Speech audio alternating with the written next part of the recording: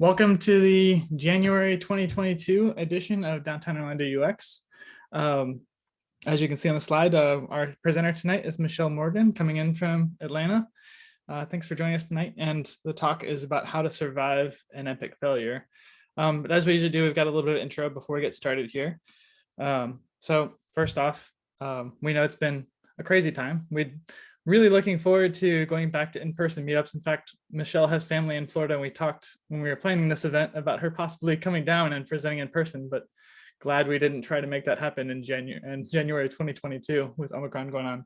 So with the new year, we just hope you and your family are all safe and well. And thanks for taking time out of your evening to join us tonight. And our mission, as it has been for the entire duration of this meetup, is to create opportunities for anyone to learn and share knowledge about the field of user experience.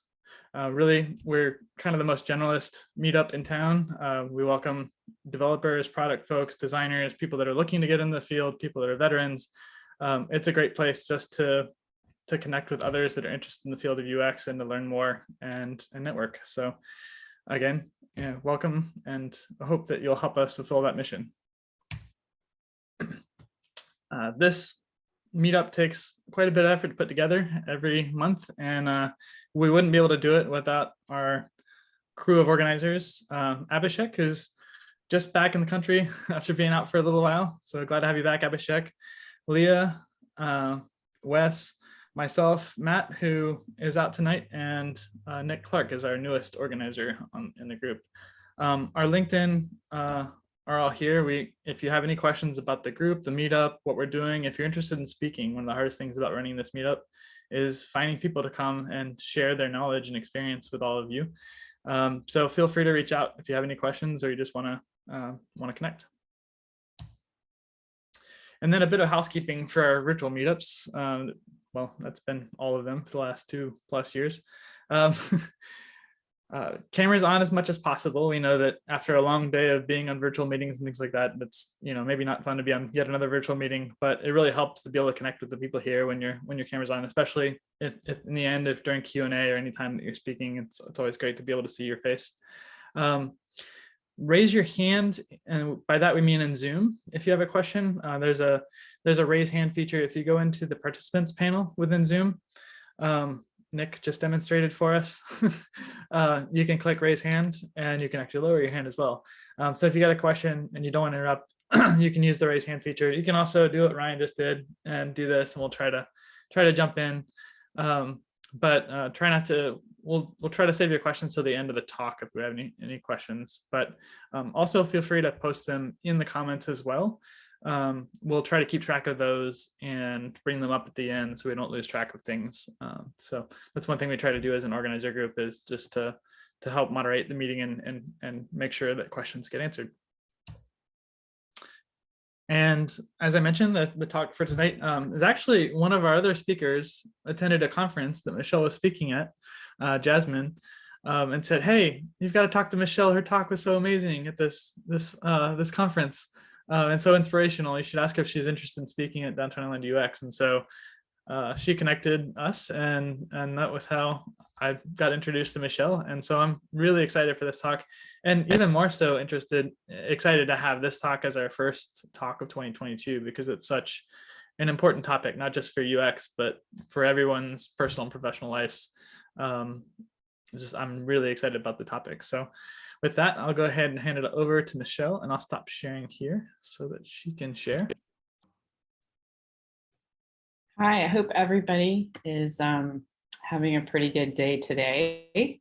I want to kind of sort of plus one what Jason is saying about the aim of the talk, talking about failure. I feel like right now I'm in a kind of weird place in the growth of my career and the sort of droning on and on about COVID. And so it's easy to get into a mindset where you think you're not making progress fast enough, and that kind of feels like failure. So there's a little bit of that embedded in this talk, but not exactly. So hopefully anybody who's feeling stuck or something like that. Another thing I want to say before I get started is, if you would like to reach out and talk to me after this talk, please do. I'm on LinkedIn. I want to start with kind of a disclaimer and sort of why I especially want people to reach out if they want to talk after this. This talking about this is very difficult. The topic in general is very difficult. And if this makes anybody uncomfortable, I am very sympathetic to that. Failing at something is a difficult experience. It's a very lonely experience. And so if you're feeling something that feels scratchy or weird or new or surprising even, please know that you are not alone. And that is precisely why I think talking about this kind of thing is important. So during the talk or after, just breathe deeply, have a couple of glasses of water, give yourself some room to feel what you do. But if you need to talk about something or want to, I'm available. I want to start out by giving you a little bit of context about myself. I am, as I said in my bio description, a little bit of a nerd. I was an A student. I love to read. I'm a math whiz. My first career was as an architect, and I worked in a few really great firms and did some really interesting buildings. I have a fairly large circle of friends, and in general, I would say I have had a very nice life. And please remember, this is just context. There were lots of other things, but they're not really important to this particular discussion.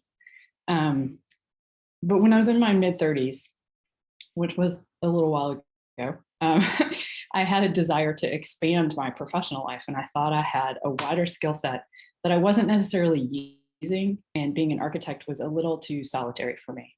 And so I wrote out this philosophical job description. I wrote out this idea of the job that I wanted. And I didn't really know what it was, but I knew that if I could define the essence of it and what I was looking for, that I would be able to see the opportunity when it presented itself. And then I went out into the world and started networking and started looking for what this was. After a series of events, a really fantastic opportunity came along that led me to another one. And I eventually ended up opening one of the first co-working spaces in Atlanta. And it was an incredible experience. It was real estate and community and learning about new things every day and helping people start businesses and supporting people through big changes, like big changes in their lives. And it was an awesome opportunity that I felt was absolutely. And then that business was a failure. And I was in absolutely no way prepared for that. And that's kind of what the context is about. Like things had gone well. And now this fantastic thing that felt like it was made for me was not going well at all.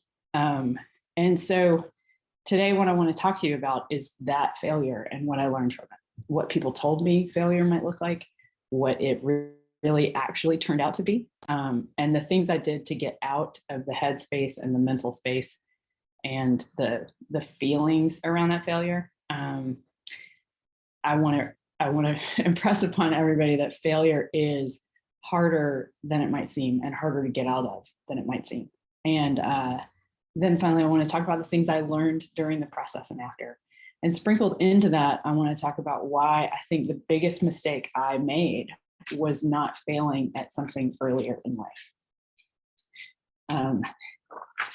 So there are these things I see out in the world that show this picture of failure. Entrepreneurs talking about early misses, but now they're worth $1 billion. People who made mistakes or had the wrong answer, or they made a misstep in public. And I don't mean something atrocious, like sexual assault or something like that. I just mean a genuine misstep. Oftentimes people are late bloomers. They might be on a different path, or maybe they opted out of a more conventional avenue. So they might not be married, they might not have kids, or might not want to have kids. They might have a job, but not necessarily have found their niche or their purpose. Oftentimes you will see people pointing at somebody and saying like, oh, they're failing, or implying that they're failing, which is even worse because you can't challenge the things that's not direct. But those are not things that are actually failure. They might feel like it, they're tough, they're hard to deal with. But failure is total and utter defeat. a lot of times you hear people use the words abject failure. And what I found was it was a place that I got to where there were no other options. There were no other chances. I wasn't going to get to do it over or restart it or do it again. And it felt like a dead end. And in my particular case, and I've heard this a lot from people since this happened to me. Once you open up and tell somebody that you had a failure, or it's very apparent because it's really public, people start telling you all kinds of things about themselves. So I've heard a lot that it's a common thread that people have no idea how they got exactly where they are, and in this place where nothing is working and you have no clue about what to do next. And for those who have any kind of biblical sensibility or grew up in the church like I did, I call this one the wandering in the wilderness, where you're just like, what is happening here? So there are a few types of failure. There's preventable failure, there's unavoidable failure, and then there's sort of an intelligent failure, something that you went into knowing that you probably weren't going to be able to accomplish it, but you knew that you would learn a lot in the process. And I think that all of these, in some specific situations, they come with a healthy side of feelings that we identify as humiliation or shame. Sometimes they come with depression and sadness. Everyone I know that's experienced this and willing to talk about it says it comes with a lot of isolation and a feeling of being overly exposed. And when you see it on social media, which we see so much of, it often comes with a giant scoop of toxic positivity. So I bring up this last item about toxic positivity for a really practical reason. There's a distinction between making a mistake and failing, which I mentioned earlier. And there are a lot of messages out in the world that I think they pushed a lot of my buttons as I was failing that kept me in that failure. And so the distinction matters about something that is a mistake and a failure, because and the distinction about this toxic positivity inside the failure matters, because persistence is not going to save you, and toughness and grit and positive vibes won't stop the failure, and you can't master plan your way out of it. No one can pull you out of it except you at the end of the day. And no matter how good your support system is, there's really only one way to go, which is to see the failure for what it is, to be honest, and to allow yourself to open up and grow out of it. And what I mean by this is that the only way out of a failure is typically working your way through it, or letting go of what's happening, or letting go of an idea that you had. So as I mentioned, I had this business, and the business was failing. So just to be super clear, it was hemorrhaging money. So, it wasn't like, oh, it's just not growing. It's like, no, this is just like bleeding all over the place. And I had made some decisions that were supposed to be temporary, and they turned out to sort of box me into a place, and I couldn't get out of that, and I couldn't get to the next step.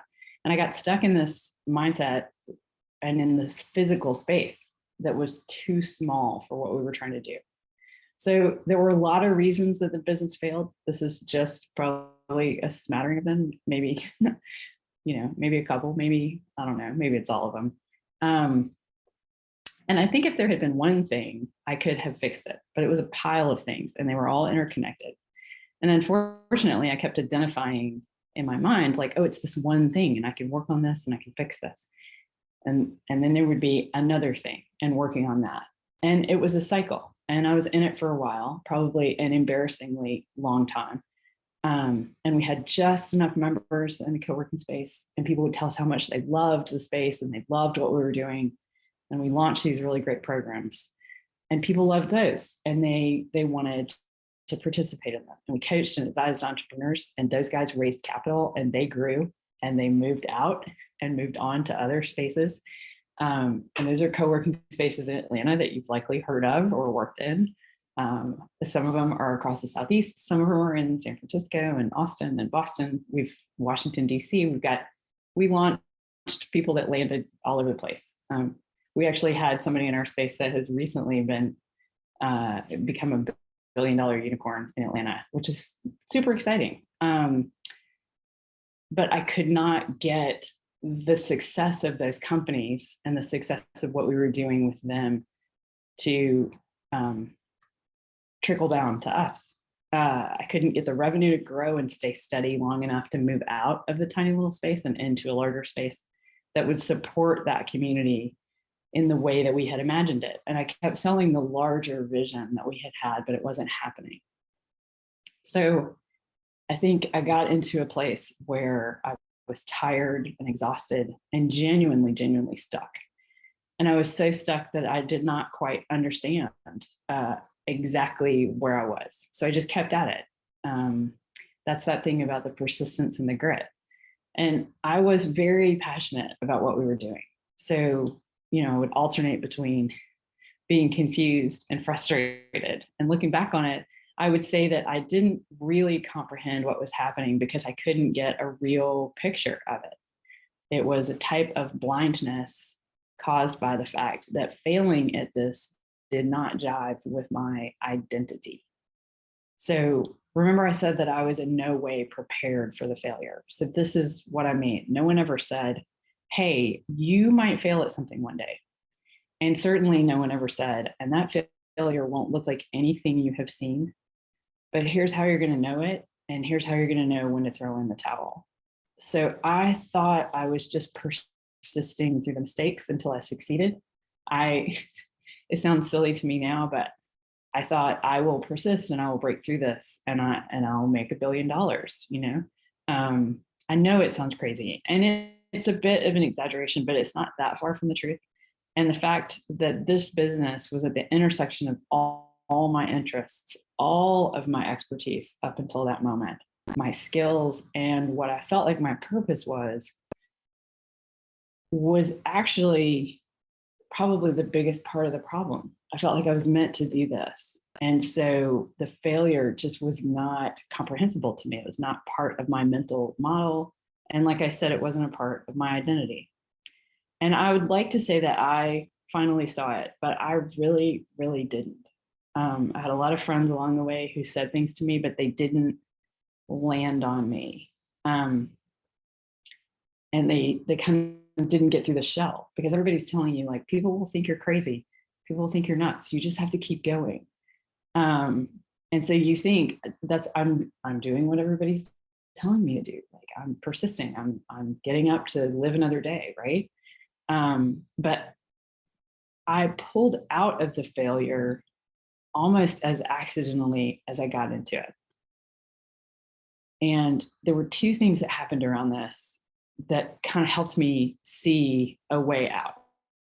So the first was that my husband started talking to me about the fact that I was incredibly depleted and that I needed to do something to recharge or reset or just give something back to myself.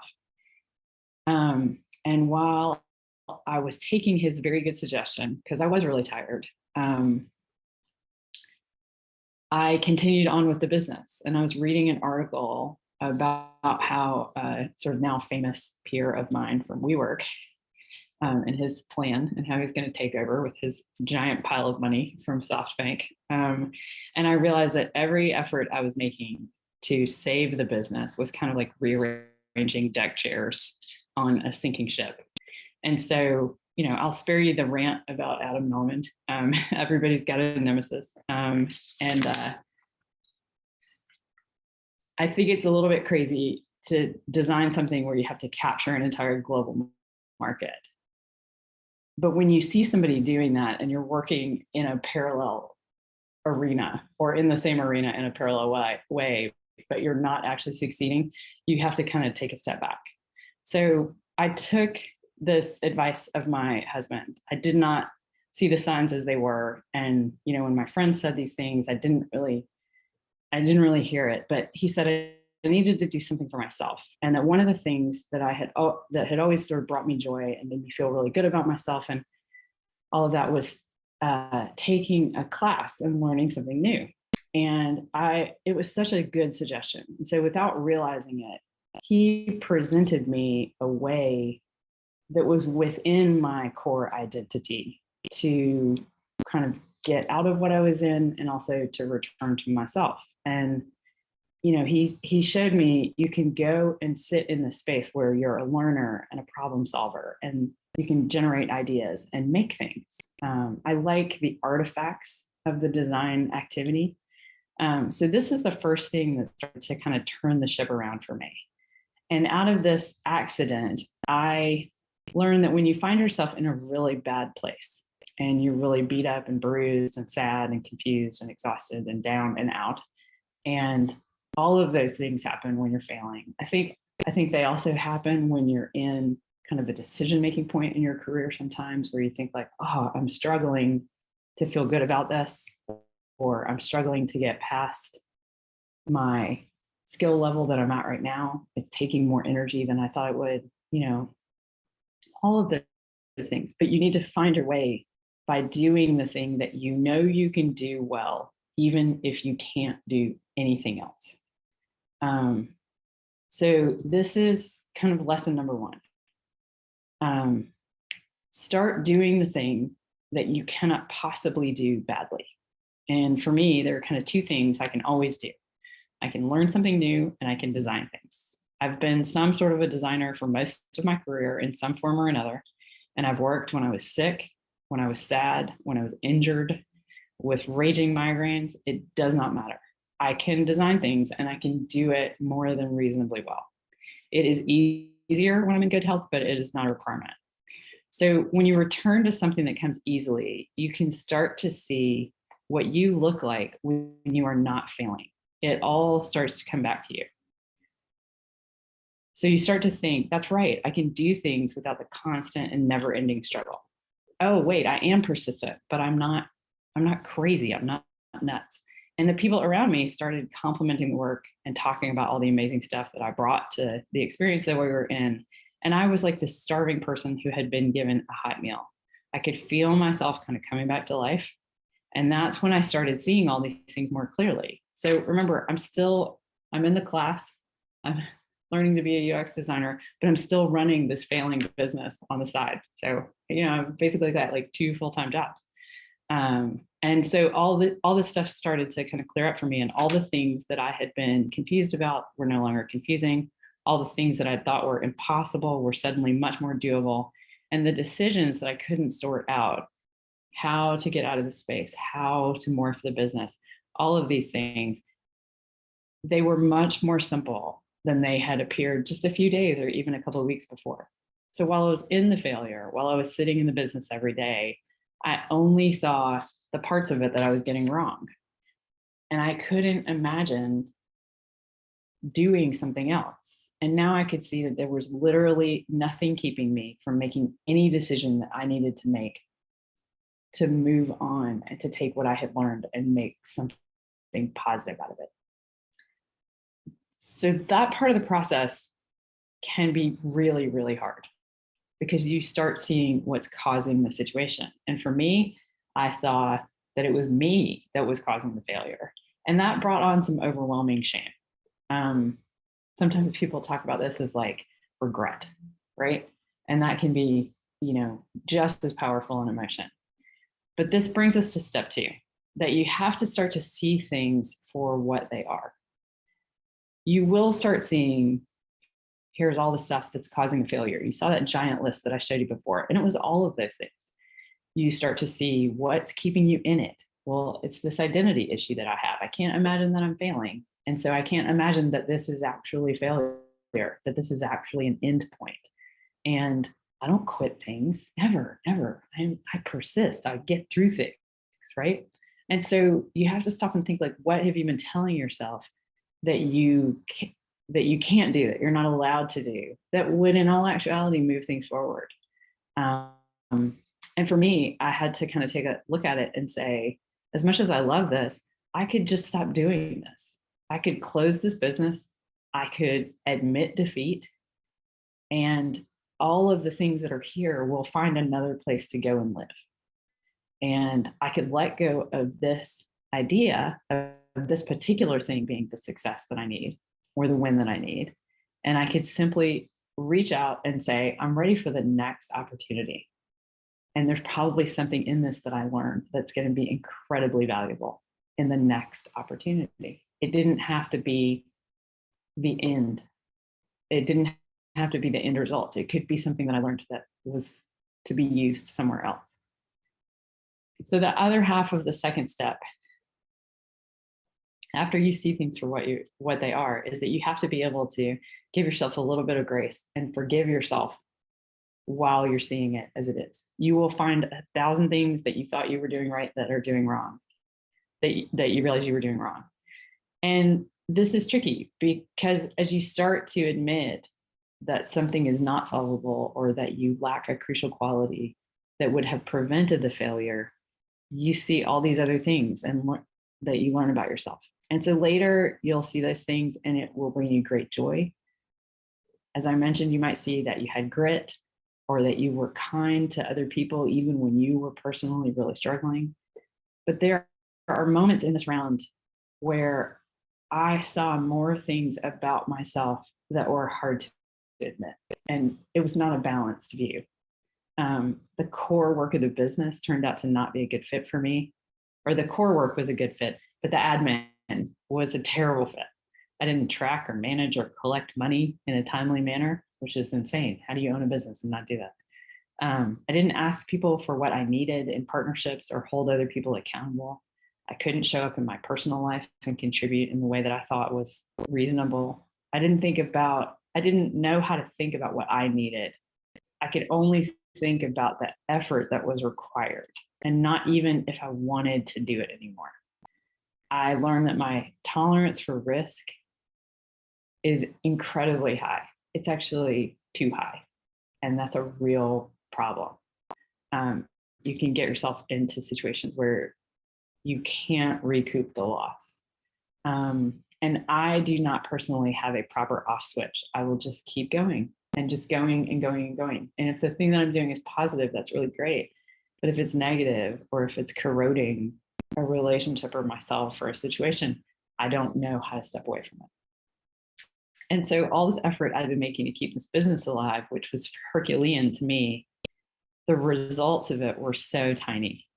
And the business was suffering this long, slow death for quite a while. So luckily for me, when I realized just how bleak the situation was, I had just finished my UXDI class at General Assembly and been the TA for the next class. And so I had gotten a contract at an agency. I was on a really good foundation to look and see what was really happening. And I was on a vacation in Italy with my lovely husband. And I realized that I could just give up the lease and close the business and let go and see what happens next. And it sounds really simple and clear and easy, but it honestly was not. It was terrifying to exchange emails with my landlord and negotiate an exit from the lease. I agreed to a settlement on some unpaid rent and the remainder of the lease that felt like a giant sum of money in the moment. And I just kept telling myself that there was not a way forward in the current incarnation. I didn't sleep for a few days and I was really preoccupied with this. So we were in Barolo, Italy. My husband's in the alcohol business. It's a beautiful place. It's a national or world heritage site. It's probably one of the most beautiful places I've ever been. And mostly what I remember is that it was absolutely hellish to try to get an internet signal on the side of a hill to make a wire transfer of a bunch of money to the landlord to get me out of the lease. And then I came home and I worked for a couple of days, and then I went and I cleaned out the co-working space. And in a matter of a couple of days, lots of friends stopped by to help. And suddenly it was just dust and things that we needed to donate to the Habitat Restore. At the end of it, there was a box of mementos, like personal stuff for me from the experience. But in this very strange turn of events, the landlord sent his handyman over a day early and he cleaned out the personal boxes I had set aside. And I cried. I left a long pleading message, several actually, on his answering machine that he did not return, which I totally understand. And I blamed myself. And then I realized that there was absolutely nothing in those boxes that would make any difference. And so I realized that it was really just going to be the first of many lessons about letting go. So this is step 3.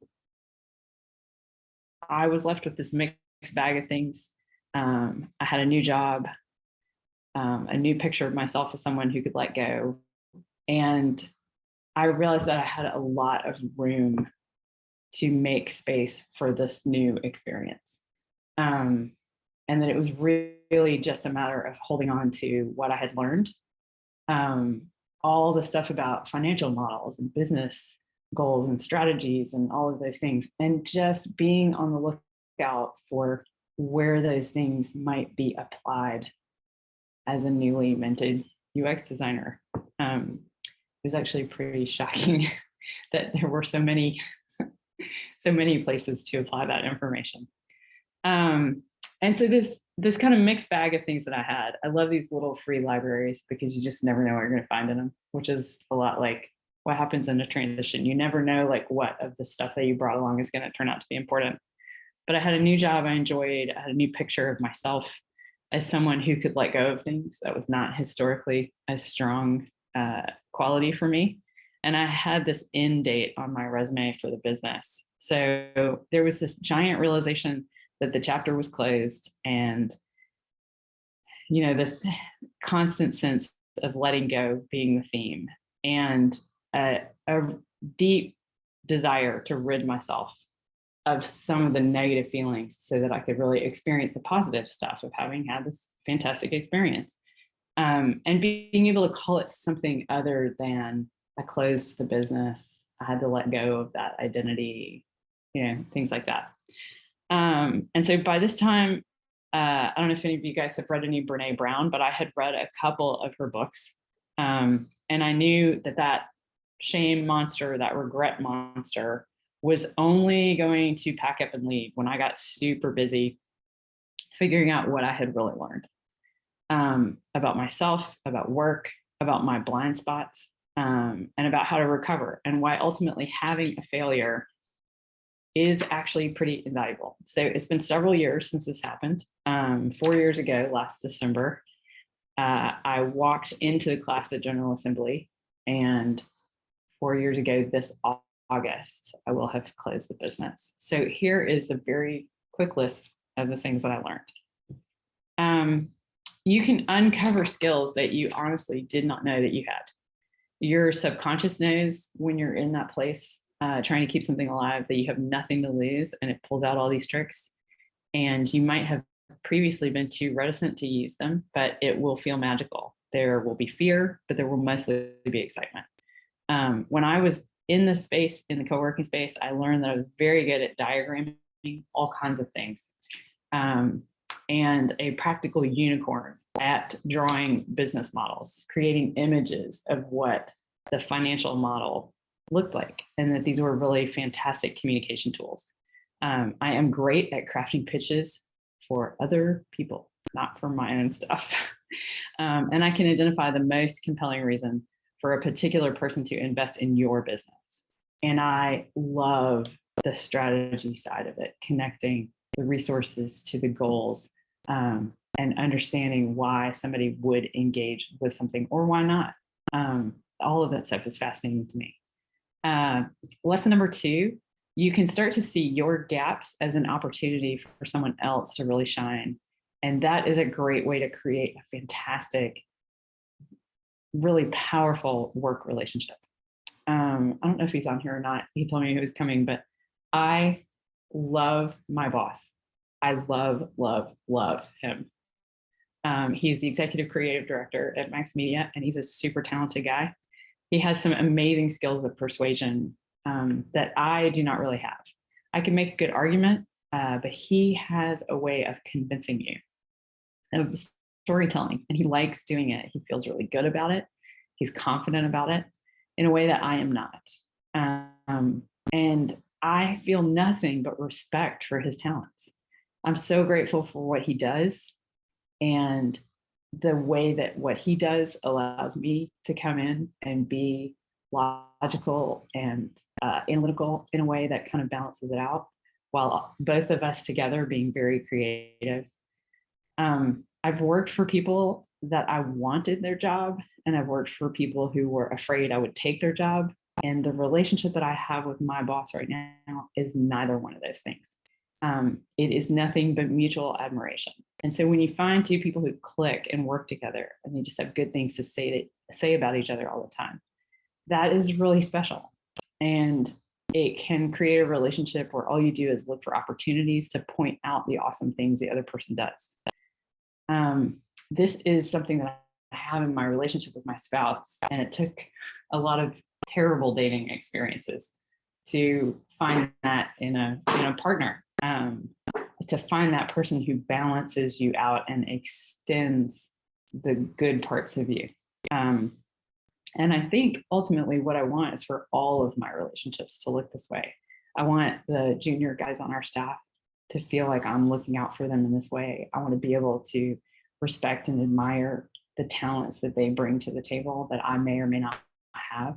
And not just to see them as a useful tool, but to see that as a really special contribution that they can make, to make a place for them to grow that skill along with all the other things that they want to develop. The third thing that I learned from this experience of failure is that you can absolutely ask for what you want, and you can receive what you need, and you should always negotiate for yourself. It's important to look at all the levels on Maslow's hierarchy of needs, the little pyramid that starts out with like food and shelter and things like that, and goes all the way up to self-actualization. You have to make sure that what you're doing is not eroding your own base. I have found that women in particular, but this is true of the design community at large because of the way that we work and sort of people's lack of understanding about what we do. We're asked to gloss over our needs because there's an idea that somewhere out there, someone else is taking care of those needs, that we live in a protected environment in some way. First of all, no, just no all the way around on that. But the second thing is you have a right to be responsible for yourself. And so as a professional creative, that has to be the basis of your negotiation.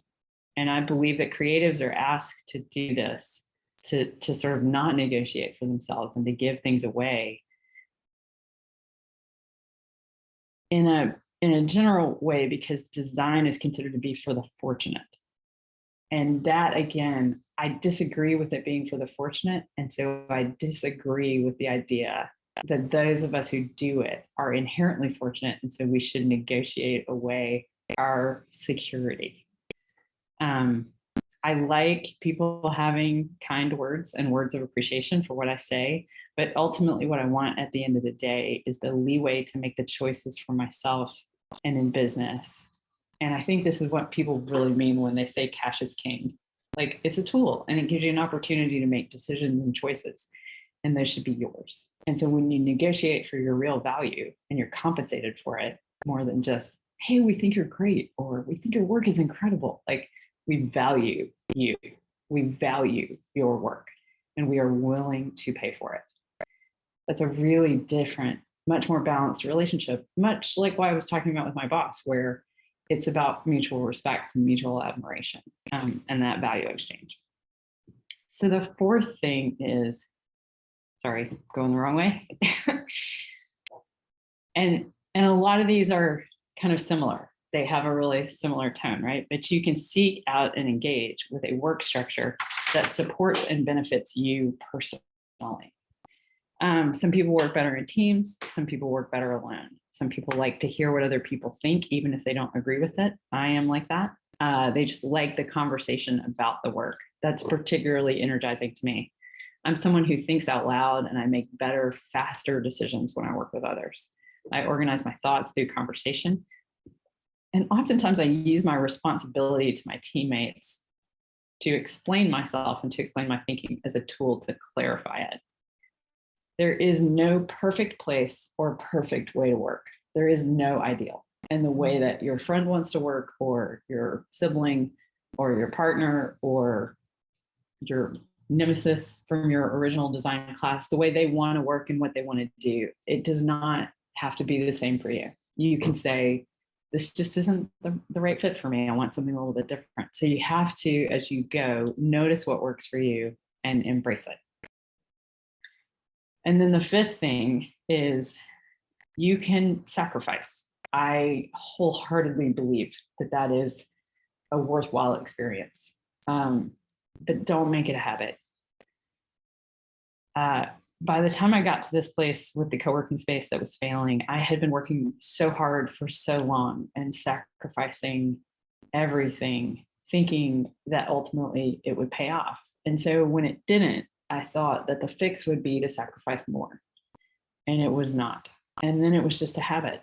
And honestly, it was probably a habit long before then. I went to architecture school as an undergraduate, and that is a particularly punishing experience for anybody who's done that. I think art school and design school and all of that, they tend to be the same.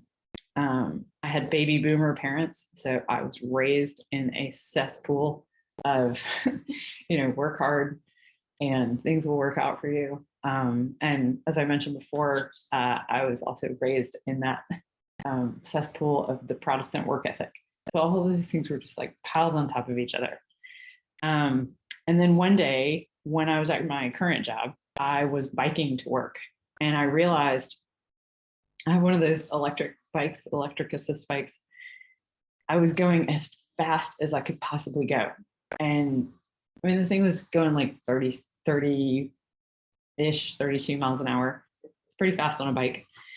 And I thought, I'm not trying to go fast. I just do this out of habit. I wasn't late, didn't need to hurry, I was actually early. And I just was doing it out of habit. And then there was another time that I walked into my office at 6:30 in the morning. We start work at 9. And I thought, oh, I'm late. According to who, right? So I think, you can get in that habit of working hard, staying up late, working long hours, giving it time that you might really need to be giving to yourself or something else. You have to make sure that you're sacrificing strategically and intentionally and not just doing it out of habit or out of somebody else's expectation for you.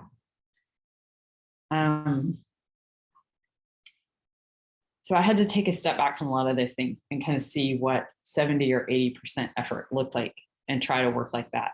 And then I could make that sacrifice or work harder and push myself when it was needed instead of doing it without thinking. Now, I want to say, if you are currently failing at something, I really hope this has offered you something that will help you kind of fail like a pro or feel good about it. So you got to ask yourself, is it an end or is it just a point on the road? And you may have to ask yourself that a few times before the answer is clear. Do you have more that you could learn, more that you need to do here? And I would encourage you to see the failure as a situation and something that can be changed. Definitely don't let yourself get into that area where you feel like it's an indictment of you as a person. A lot of the people that I've talked to who've talked to me about failure, they definitely felt at some moment in time, oh, this is happening to me because I deserve it or because, I did something to it. But there's this really great story about this woman. She's talking about, we always think, how did I get here? How did I get here? How did I get so depleted? How did I make so many mistakes? But we don't ever drive into the gas station with the gauge, near empty or on empty and, dramatically throw ourselves across the steering wheel and say, how did I get here? Like we know exactly how we got to the gas station and exactly why we're there. And so when we get to that sort of empty place personally, it's really easy to judge ourselves. But what we should be thinking is like, this is just an indicator that I need to fill myself back up. I need to find something to recharge and reset. And so you got to go find that thing and then let go of the thing that is draining you. If you're working at it and not complaining, and over time you feel more and more and more depleted, you have to let go and kind of see what happens. If you're in the other camp and you have not failed but you really hope to. I hope that you'll build some skills to prepare for it. You'll learn a lot about who you are at your core. I mentioned I'm a learner, so that's the place that I go back to when I don't feel great about what's going on. Think about who you are at your worst, what you are still able to do and to do reasonably well when you're in a bad situation or when you're under something. That is who you'll be when you're in survival mode. And to think about what can I do that energizes me when I'm feeling depleted? How do I kind of pull myself out of something or heal myself from a negative experience or something that kind of took it out of me? And take some time to think about the things that you might have previously called a failure and you might be judging yourself for them, and kind of contextualize them. Like, are they failures or just missteps? Are they mistakes? How did they happen? What choices did you make? And can you see a difference in your own efforts between maybe something that was just a mistake or a wrong answer and a true failure?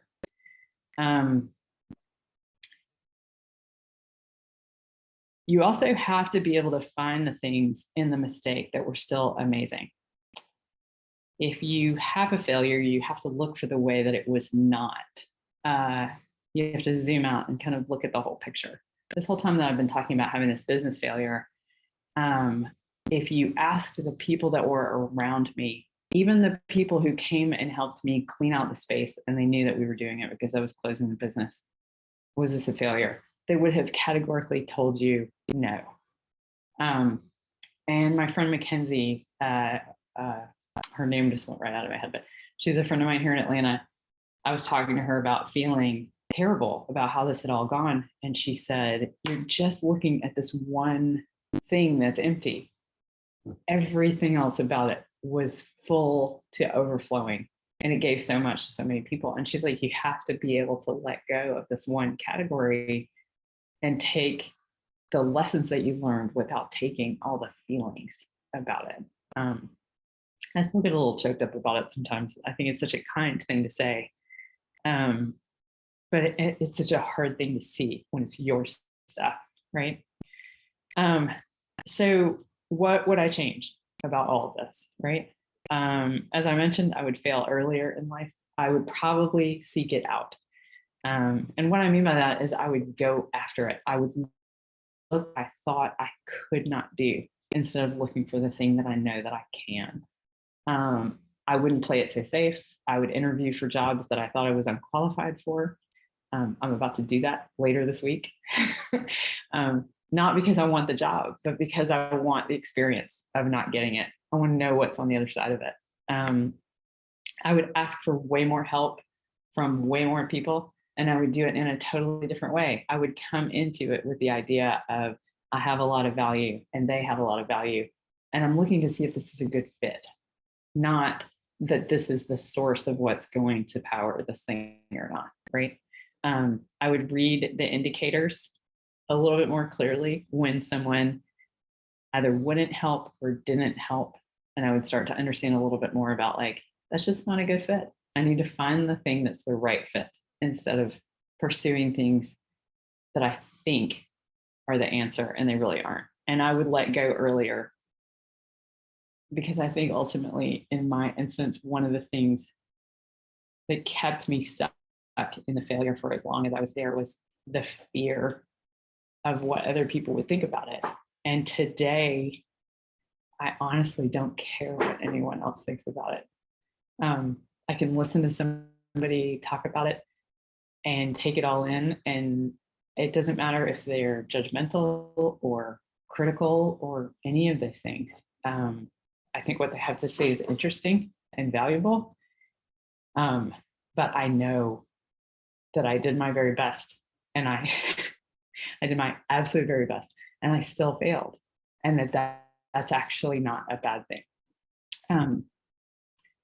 So you might never fail. I can see a path in my own life where I could have managed to completely and totally avoid it, and it was a good path. But there are so many things that I learned by failure, by failing, that I would not trade. The primary one being that I have seen the absolute worst.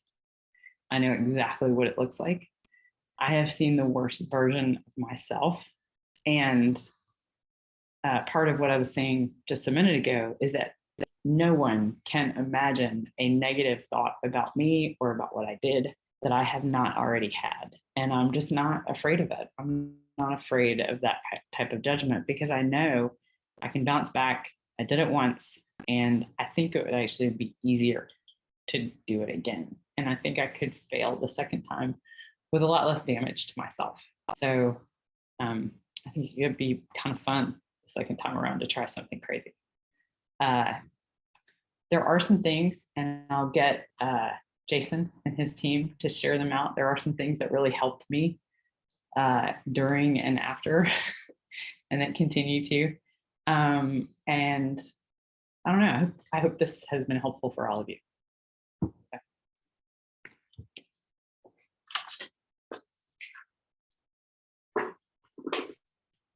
That was absolutely fantastic, Michelle. And it's so interesting to think about, failure in the sense of an outside business, like a co-working space, and then kind of comparing it also to a failure within a role on a team, like as a UXer.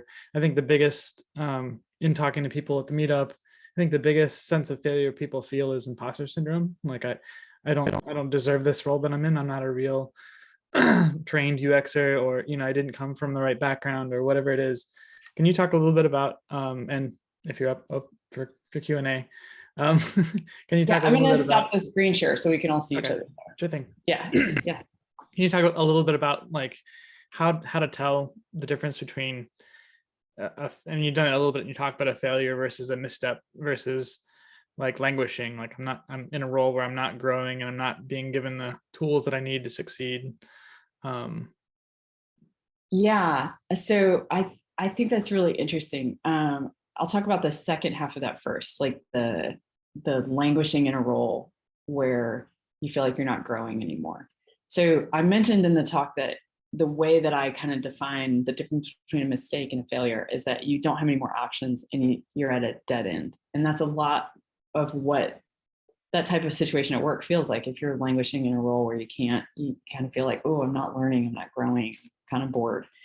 And I think in that way, you have to kind of see it as like, this is just a natural moment to move on to the next thing. I feel a lot of guilt when I get ready to move on. And so you start feeling bad because you're like, I love the people that I work with, and this has been such a great place. But, it's kind of like when you're in middle school and you've got a pair of running shoes and you run in them and you get faster and you get better and you can go longer distances, but your feet grow. And it's not exactly related, but you wouldn't keep wearing the shoes that are just a little bit too tight because they would actually keep you from continuing to run in the way that you've learned to. And I think that's another one of those things that we have to kind of let go of, the idea that this isn't a great answer, but like, that's another thing that my boss says to me a lot. He's like, I don't expect people to work in this place forever. I expect people to stay about 3 or 4 years. And at that point, hopefully I have given them enough opportunities that they have outgrown where we are, and they need to move on because their place is somewhere else. This place is, they're taking up somebody's seat, unless they're super happy and still growing. So I think that's part of it. And then identifying the difference between a mistake and a failure. Oh, sometimes a failure is made up of a lot of mistakes, so it can be hard to differentiate. I think that's probably one of the crucial things, is a failure is a pile of mistakes. And it's a pile of mistakes that can't be undone, right? Like if you go in and you have a presentation at work tomorrow and you say something that upsets the client and you think, oh, that was a mistake. Or you think to yourself, oh, I did a terrible job. It was a terrible failure. It wasn't. It was a mistake. It's correctable. Might require a conversation. It might require backing up on something that you said or did, or thinking of a different way to do it. But I mean, the great thing about the way we work as designers is you ultimately get 7 or 8 cycles around an issue with a client. And so I will sometimes walk into a sprint meeting, like, oh, we had a terrible conversation at the mid sprint, and the client got kind of agitated about, well, you're not hearing me, or I don't like that. I don't like your research, or, because they say all kinds of weird stuff. Um, and I'll just walk into the room for the end of sprint and say, like, that was a really tough conversation we had last time. I'm really hoping this turns out better. Like, I'm hoping that we're going to get to where you want to be, because that would be better for me. And, so I think a lot of it is like, is it correctable? Do you get another opportunity? That's a mistake, right? Even if you have to go out and make another opportunity. Like, if I came here tonight and this was the worst talk I ever gave in my whole life, I'd be like, oh, that wasn't so great. I should go find another place to do another talk, because I need an opportunity to improve my skills, right? So, like, that's kind of the biggest thing. The failure part of it is I can't fix it. And I think one of the defining characteristics is it might be damaging you or the people around you. Yeah. Wes? You're muted. Unmute here. Yep. Wow. Thanks for all of that. That was amazing. It's such a lighthearted topic. Yeah, I mean, it's a meaningful moment in your life that you shared. Talking about like getting back out there even after a talk, a lot of people won't go and face that challenge, right? They'll tuck their tail and say, I'm not doing that again. So kudos to you. That's awesome. You talked about like, all of the great positivity that you get whenever the bad things are happening. Sometimes, many of us have experienced loss and people don't know what to say. And in the situation of failure, was there something that someone said to you that was like, that connected in a meaningful way, that maybe if we all see that happening to someone around us or someone that we're trying to support or help, what worked with you? What resonated with you? I would say, because of the, this failure that I was having happened in the girl boss era. There could not have been a worse time for it, right? Because a lot of that is about like, keep your head down, keep your nose to the grindstone, keep going, you're totally going to make it. And so I think people might have said things to me, but I would just read my motivational posters and keep going. I think the one conversation I had was I have an Eastern, I see a doctor who has both an Eastern background and a Western conventional medical background. And he used to tell me how you feel. And I was like, oh, things could be better, blah, blah, blah, blah, blah. He's like, no, like actually how you feel. And so I think when those are the comments, sort of, he said that to me, a couple of my friends along the way, when I would try to give them like the right answer, they'd be like, is that the right answer, or is that the real answer?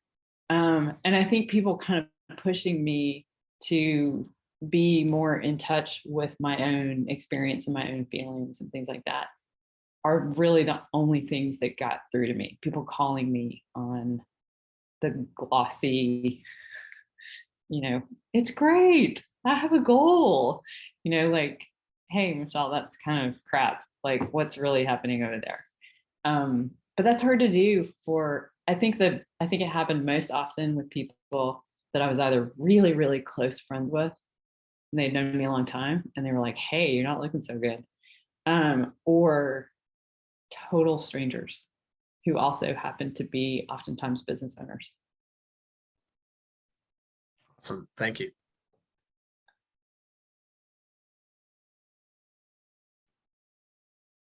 Does anybody have anything happening right now I know that's like me putting you on the spot, right? Does anybody have anything right now that's like particularly tough that they could use a little support?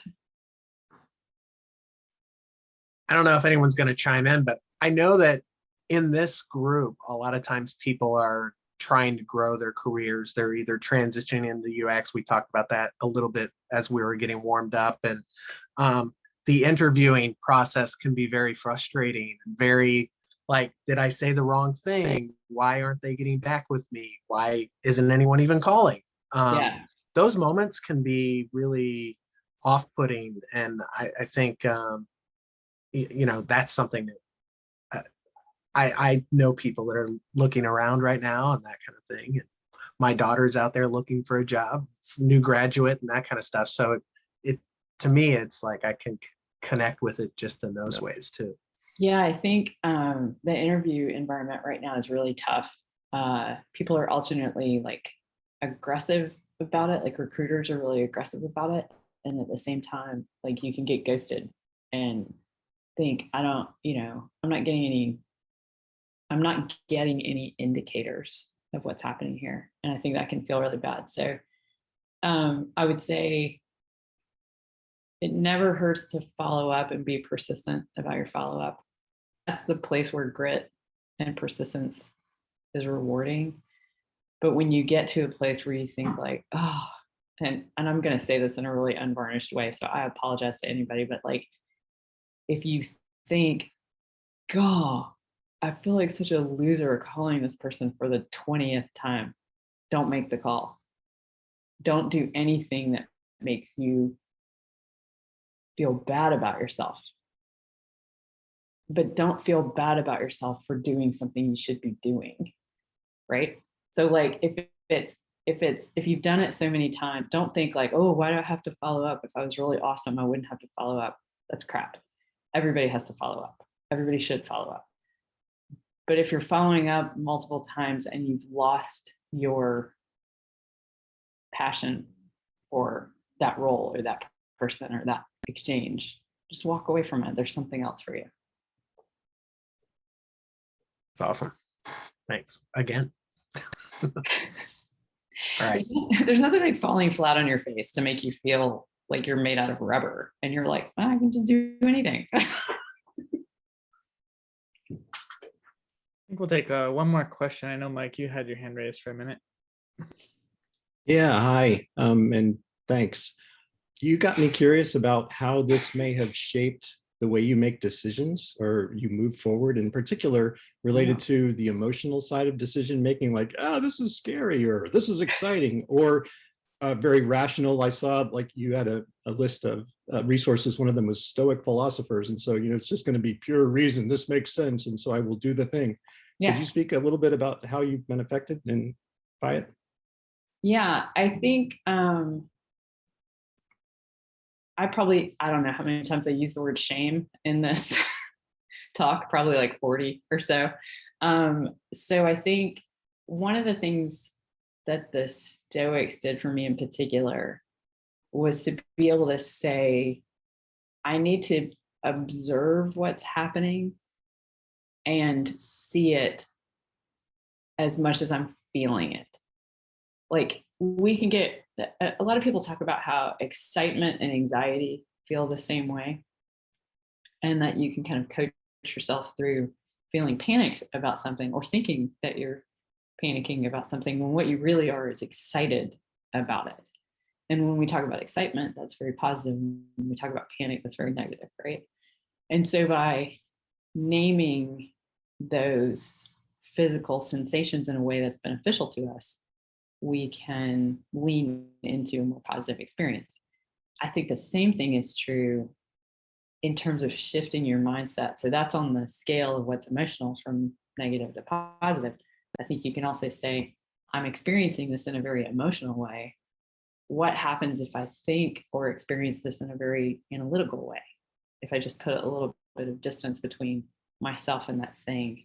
It's not that I don't have those feelings, but I never understood what people were talking about when they said, I set my feelings aside.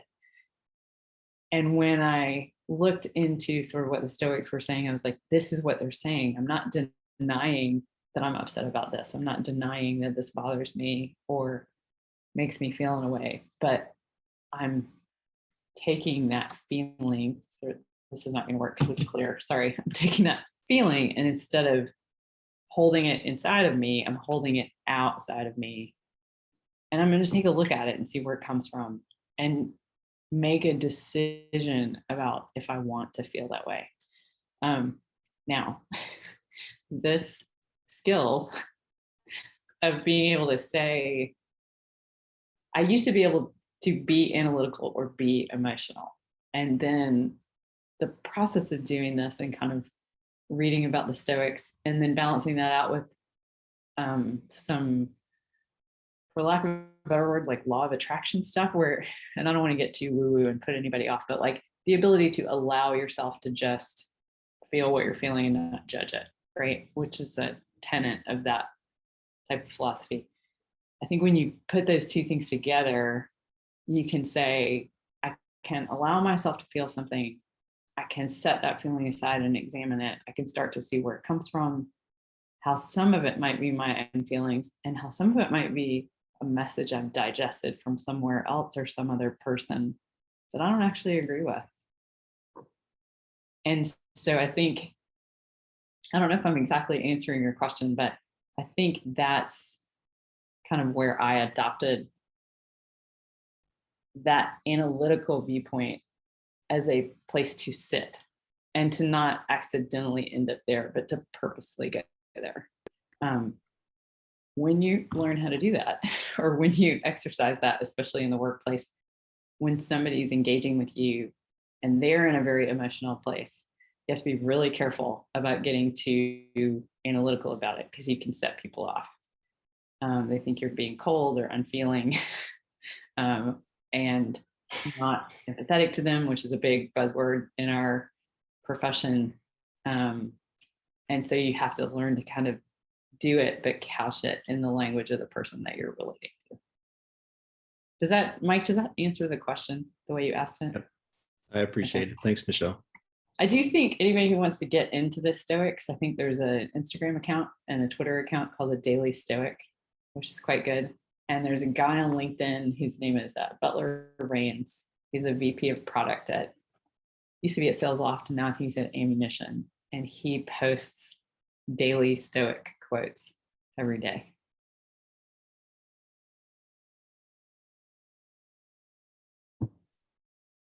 That was great, Michelle, both the talk and the wisdom you dropped in the Q&A as well. Thanks so much. So just wanted to give you a round of applause. Thanks for the Thanks, guys.